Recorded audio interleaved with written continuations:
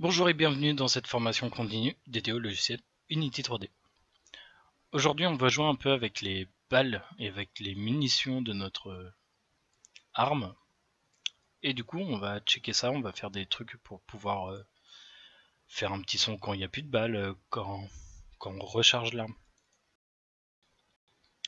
Alors je vais faire des fonctions très simplistes pour le moment, parce que plus tard quand on aura un inventaire, on pourrait étoffer en fait le fait d'avoir des munitions, tout ça dans notre arme. Du coup je vais faire un truc très simple. On va mettre des variables publiques de type int, par exemple current ammo, clip. On va lui mettre par défaut 30 balles par exemple. Ok. Le nombre de balles actuelles dans le chargeur.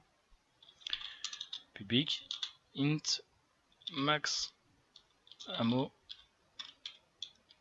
clip. Le nombre de balles maximum dans notre chargeur lorsqu'on va recharger. Et par exemple, on pourrait mettre public int nombre de clips, nombre de chargeurs. Ok, on va lui mettre 3 chargeurs. Comme je vous ai dit, je vais faire une fonction assez simpliste. Plus tard, il faudra modifier. On verra plus tard comment améliorer ce système-là. Donc, à chaque fois que je vais tirer, déjà, on va enlever une balle. Current ammo in clip. Moins. On enlève 1. C'est un int. On voit ici. Alors, j'arrive pas. Int value. Moins, c'est un int. On enlève 1 à current ammo. Histoire d'aller plus vite. Moins, plus. Voilà.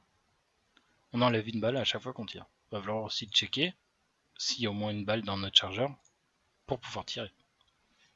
Pour ça, je pourrais checker en même temps à chaque fois que je tire, mais je vais le faire après. Ici. On va checker si current ammo in clip est supérieur à 0, s'il y a au moins une balle. Là, j'appellerai ma fonction shoot. Par contre, si j'ai plus de balles dans mon chargeur, ce qui serait bien, c'est d'avoir un petit clic, un petit son, pour dire qu'il n'y a plus de balles. Il y aura juste un effet sonore quand on va cliquer, on pourrait créer une fonction, un petit shot. Voilà, je vais appeler directement une fonction dans les FX, ici. Oh, ça va être à peu près la même qu'ici. CTRL C, CTRL V, shoot, empty. Alors, pour jouer un son vide. On va pas jouer de flamme quand il n'y a plus de balles. On va juste jouer un son. Ok, s'il y a au moins une balle, on shoot. Sinon, weapon, alors weapon fx, point, shoot empty. Il lui faut un son. On va le mettre en variable. Public, audio clip. Alors c'est pareil, ça faudra modifier pour faire un truc un peu automatisé. Sound empty. Et là tu joueras sound empty. Parfait. Il va falloir aussi qu'on check un moment pour pouvoir recharger. On va faire une condition, on va checker une touche. Si input. Là je vais utiliser carrément un getKey. À chaque fois que j'appuie sur une touche du clavier, getKey done, keycode, point, et là on a toutes les touches du clavier. On va prendre R par exemple pour recharger. Mince. Là je vais appeler une fonction. On peut fermer. Hein. Je crée une fonction, void, reload. Rechargement de l'arme. Ok. Chaque fois que j'appuie sur R, j'appelle ma fonction reload. Reload. Tac. Pareil, il va falloir checker s'il y a au moins un chargeur sur notre joueur. On va le faire juste avant d'appeler la fonction if nombre de clips est supérieur à 0, s'il y a au moins un chargeur. Ok, quand je reload, après je vais faire des trucs dedans. Reload Pour faire ça, il faudrait un petit temps, une petite pause, le temps de jouer le son, et après d'ajouter des ammo dans mon clip de l'arme, et de retirer un chargeur. On va faire une petite pause dedans. Du coup, ce que je vais faire, c'est que je vais faire un IE énumérateur. IE énumérateur. C'est pour faire des pauses via C#. Du coup, la pause, faut lui mettre un nom. On va mettre timer reload. J'ai pas trop d'idées. Qu'on va appeler au reload start coroutine. C'est comme ça qu'on appelle un IE énumérateur qui s'appelle timer reload. Alors je l'avais là. Timer reload, c'est une fonction. Tac. Ok, là c'est en rouge. Il me demande quelque chose pour pouvoir patienter. Pour ça, il faut utiliser yield return new. Tu vas attendre un petit peu, quelques secondes, wait for secondes, et là on a une flotte de secondes. Par défaut, son reload fait à peu près 3 secondes. Bon, ok, à peu près là. À 2 secondes 5 à peu près. Bon, je vais mettre une variable ici.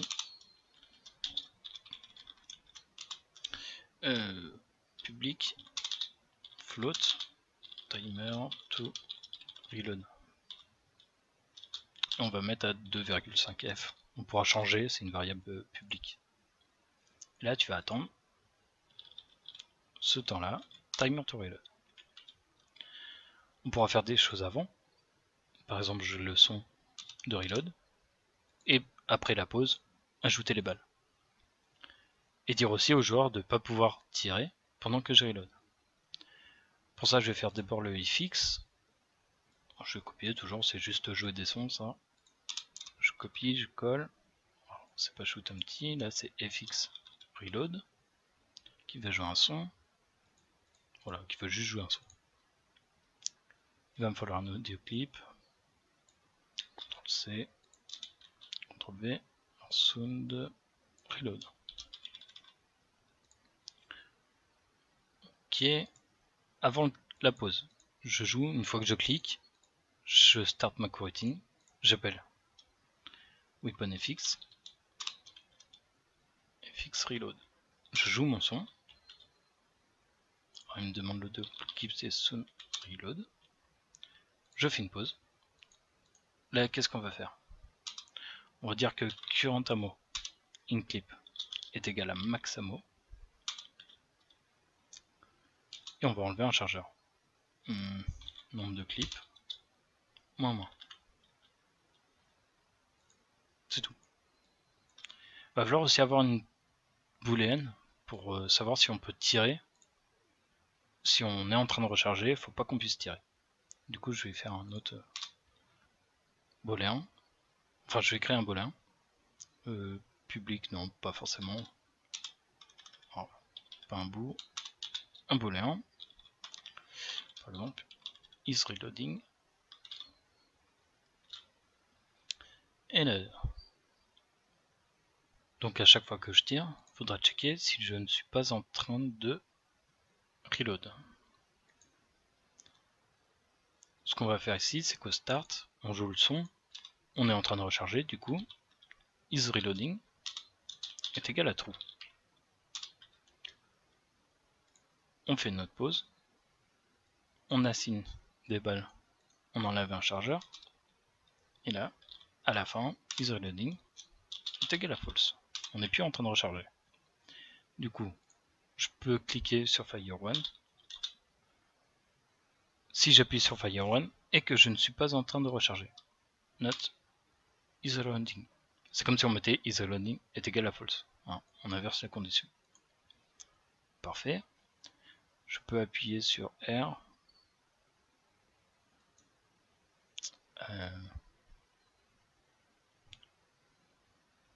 Aussi si je ne suis pas en train de recharger.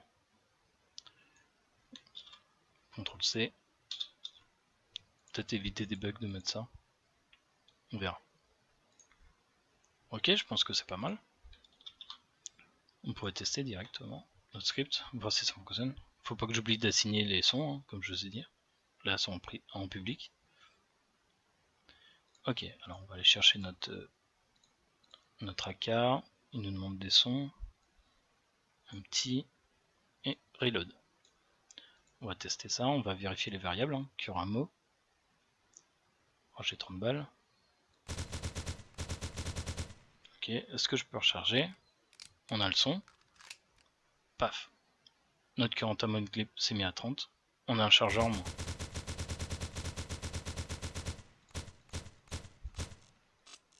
Là, on a un problème. Le son, un petit, se joue en boucle hyper vite.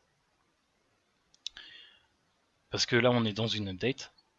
Et à chaque fois que j'ai plus de balles, ici, il me joue ça. Mais c'est dans une update, c'est trop long.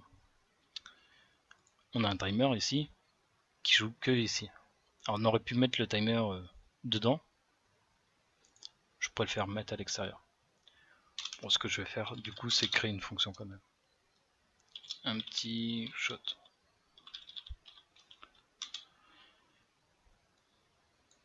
Un petit shot. On va jouer là-dedans. Là, on va appeler notre fonction un petit shot. Là, on va faire notre timer dedans. If time. Time, le temps actuel est supérieur. On va récupérer les variables hein, de tir. C'est les mêmes. On fait ça. Et à la fin, timer est égal à time.time plus delay shoot, je crois. Ouais. Ok. Et on va mettre ça dedans. Parfait. Ça évite que notre son soit trop rapide. CTRL S, on peut checker. Normalement, ça doit fonctionner. Voilà. Alors, c'est une méthode très simpliste hein, de faire des balles. Mais comme je vous dis, beaucoup plus tard, on fera un script un peu plus complexe qui en fait checkera par exemple dans l'inventaire le nombre de chargeurs, s'il y a bien les balles qui correspondent à l'arme. Voilà, là ça fonctionne bien. Ce qui serait bien aussi, c'est par exemple là notre arme est automatique. Ce qui serait bien, c'est de choisir ici, par exemple, parce qu'en fait ça va être un script pour toutes nos armes, hein, les pistolets, les M4, les AK. Ce qui serait bien, c'est qu'on puisse choisir est-ce que c'est un gun ou est-ce que c'est un fusil d'assaut par exemple. Pour ça, je vais créer un enum. Bon, je pourrais le créer à la fin. Je vais le créer dans la classe directement. Vous voyez que je suis encore dans la classe. Je vais créer un internal enum, une liste. Weapon type. Et on va mettre plusieurs types d'armes. On va mettre alors weapon type gun par exemple. Weapon type je sais pas, assaut, fusil. Qu'est-ce qu'on pourrait mettre pour la M4? Assaut, fusil d'assaut. Assault.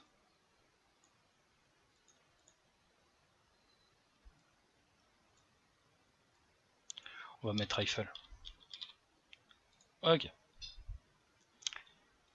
Ici, dans notre contrôleur, dans notre script, on va demander de pouvoir choisir ici, dans une variable.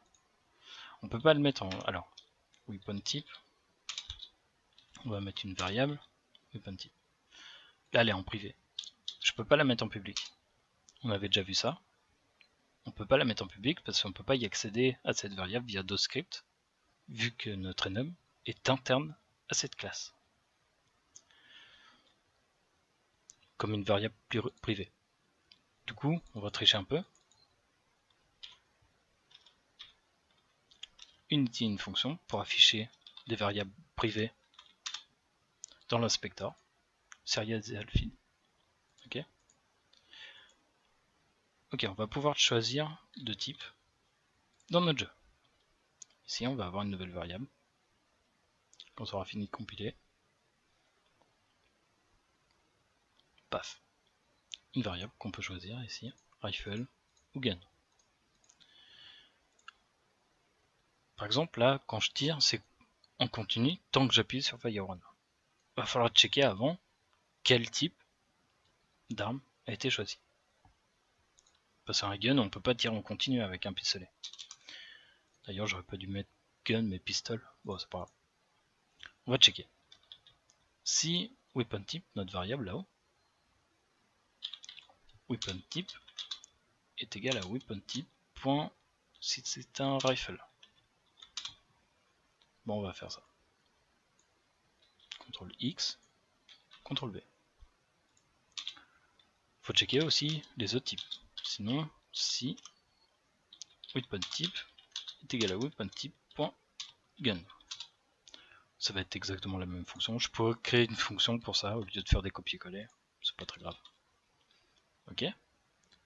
Si c'est un gun, par contre, je peux pas tirer en continu. Donc, là, get button done. Faut que je clique à chaque fois pour pouvoir tirer.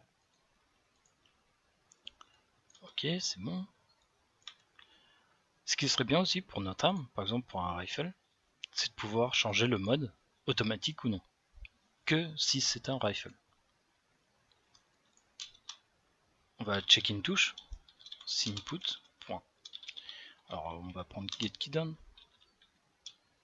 une touche du clavier, qui code, point, par exemple la touche X, souvent c'est la touche utilisée pour changer le mode de tir. On va faire un petit booléen. Alors là j'ai mis reload mais c'est pas très grave. On va faire un booléen, privé. Je vais pas le mettre en privé, ou au pire je vais le mettre, on va l'afficher dans l'inspecteur, histoire de voir si ça fonctionne bien. On va marquer par exemple isauto, hein, pour dire si elle est en mode automatique ou non. On pourrait l'assigner par défaut à true. Elle est en automatique. Alors ça va fonctionner que si c'est un rifle. Hein. Okay. Si j'appuie sur X, à chaque fois je vais changer le mode, en auto ou en non auto. Donc je vais dire tout simplement isauto est égal à not isauto, à l'inverse de isauto. Hein, ça va changer. Si j'appuie sur X, là c'est true, ça passe à false. Si je rappuie sur X, de false, ça passe à true. Ok, tout simplement. Cette condition, je vais checker, par contre que dans rifle, pas dans le gun. Ici, avant, j'ai checké si l'arme est en automatique. On va pouvoir faire ça. CTRL X, CTRL V. Sinon, il va falloir cliquer à chaque fois. On va prendre le gun, par exemple. CTRL C, CTRL V. Alors, les fonctions setup avec des if et des else, on pourrait améliorer tout ça, par exemple, mettre les touches dans shot ou des trucs comme ça. C'est pas très grave. Si c'est un rifle, on check dans quel mode il est, s'il est en automatique ou pas. S'il est en automatique, on peut rester cliquer sur le bouton Fire One. S'il n'est pas en automatique, il faut cliquer à chaque fois pour pouvoir tirer. Le gun, par contre, par défaut, il faut cliquer à chaque fois.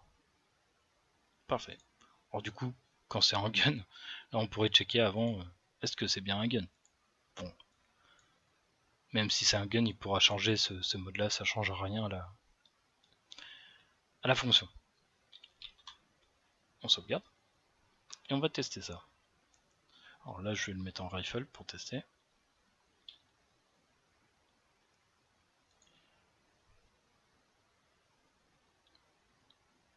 Ok. Alors, par défaut, normalement, il se met en automatique. Parfait. J'appuie sur X. On voit que j'ai isauto dans l'inspecteur. Désactive. Ah, faut que je clique à chaque fois. J'appuie sur X. Ok, parfait. Ça fonctionne. On va tester par contre si le gun qu'on met là, si c'est un gun, un pistolet, automatique, isauto est égal à true, mais il faut que je clique quand même. On check d'abord quel est le type d'arme utilisé dans le script. Parfait. pareil, en fonction du type d'arme, ça va jouer un son différent. On va créer une petite fonction. Void check weapon type sound. Aucune idée, des noms rallonges. Ok. On va la passer en public. On va checker quel est le type. Alors c'est, je sais plus, weapon type je crois, la variable. On l'a déjà créé au-dessus mais c'est pas très grave, on réécrit. Sinon, c'est weapon type est égal à weapon type.gun. Ok. Ce qu'on va faire dans fx, ici, il faudrait aller chercher notre fonction, ici, check weapon type, et retourner le son suivant le type de notre arme. Il va nous falloir une référence au contrôleur. Alors je weapon controller, CTRL pour aller vite, est égal, c'est sur le même objet, du coup ça c'est rapide. Weapon controller, ok. Du coup ici, je fixe.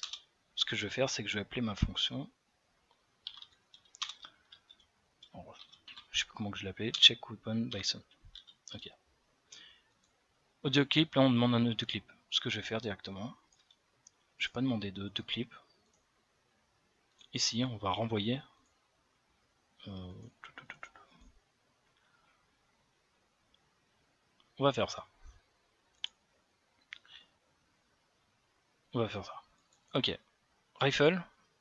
Si c'est un rifle, il faudrait un string. Ici, on va renvoyer un string. Si c'est un rifle, on va retourner. C'est pas une void, hein, return. Et il nous demande un return de type string. On retourne une chaîne de caractères. Si c'est un rifle, on va demander par exemple le son fire. On pourrait l'appeler shoot rifle, histoire de pas avoir juste un nom par défaut. Il n'y a même pas de majuscule, ça me stresse. Ok, shoot rifle, je copie son nom, on va aller chercher directement. Il faut retourner ici une chaîne de caractères dans notre fonction. Alors je sais pas si ça fonctionne. Alors là c'est faux parce que faut retourner à autre chose. Ici return. Pour le gun, ça va être le son du gun. Gunshot. On copie son nom. On ira le chercher directement via script. Ok, gunshot. Alors là j'ai toujours une erreur. Les chemins de code ne retournent pas tous une valeur. Là je lui donne des trucs, mais on pourrait retourner rien du tout. Du coup, si aucun type est sélectionné, je pourrais mettre else, sinon return string.empty, chaîne de caractères vide, string.empty. On pourrait mettre string juste des rien du tout dedans, mais c'est mieux de faire. En fait, à chaque fois qu'on fait un return comme ça, dans un, alors c'est pas une void, hein. Void ça veut dire retourne rien. Là on return, on renvoie à l'appel de la fonction un string qu'on peut utiliser ou non, on n'est pas obligé de l'utiliser le string. On renvoie quelque chose ou on renvoie rien. Il faut toujours les deux. Hein. Si c'est un booléen qu'on renvoie, par exemple on pourrait mettre un booléen ici, ou un int, un float, ben faudrait un return true et un return false quelque part. Ok. Nous c'est une chaîne de caractères qu'on veut. Ok. Pour charger le son par défaut. J'appelle cette fonction ici. Du coup je vais créer une variable, une instance de ce que j'ai récupéré. On va l'appeler st pour string. Ok. St est égal à notre variable qui retourne ici un string et qui va alimenter cette variable là. Parfait. et on va jouer le son par rapport à la chaîne de caractères. Audio clip est égal à resources. On va aller charger notre son. Alors le type, audio clip. Le chemin d'accès, sounds. Alors, sounds. Je vais copier le nom histoire de ne pas faire de faute de frappe. Sound, le slash, c'est un dossier, plus le nom de l'objet audio clip à aller charger, bah c'est st. Parfait. Et ça fonctionne. Je vais copier cette ligne là. Resources.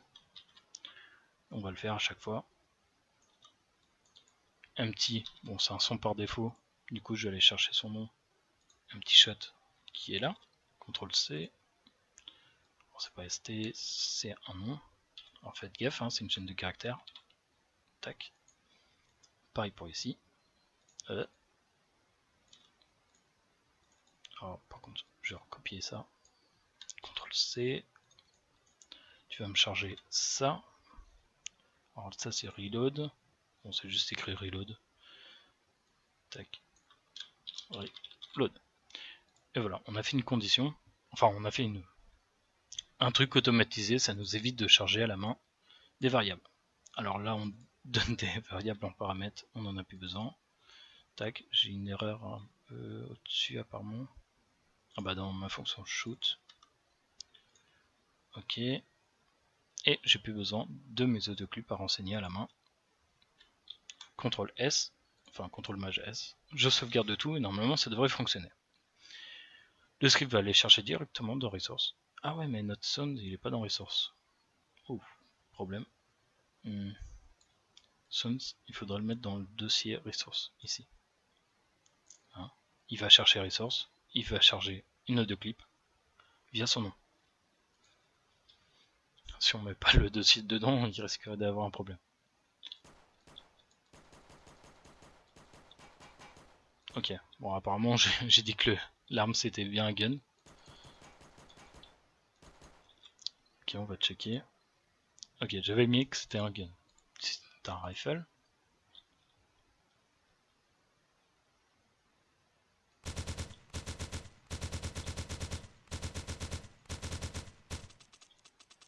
Ok, ça fonctionne très bien. Je peux recharger. On a bien tous les sons qui jouent. Ça fonctionne super bien. Ça prend pas plus de ressources et des fois en plus c'est chiant d'alimenter les variables. Et surtout qu'on est obligé, parce que vous verrez plus tard que quand on va ramasser des armes, en fait on va instancier notre AK sur le joueur, ou notre gun ou tout ça. Du coup on est obligé de faire un truc de script automatique, d'aller chercher des sons, des préfabs, tout ce que vous voulez. Plus tard on ira chercher même des images automatiquement via script, parce qu'on ne peut pas choisir à chaque fois, par exemple quand on instancie dans notre jeu la préfab, enfin une arme, hein, qu'on fasse spawner une arme, bah on peut pas renseigner, on va pas demander